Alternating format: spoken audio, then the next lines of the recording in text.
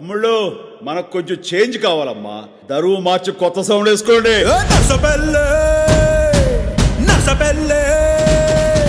నర్సపల్లె కండిలోన గంగదారి నాటు పిల్లే కలిసినాది గంగదారి నర్సపల్లె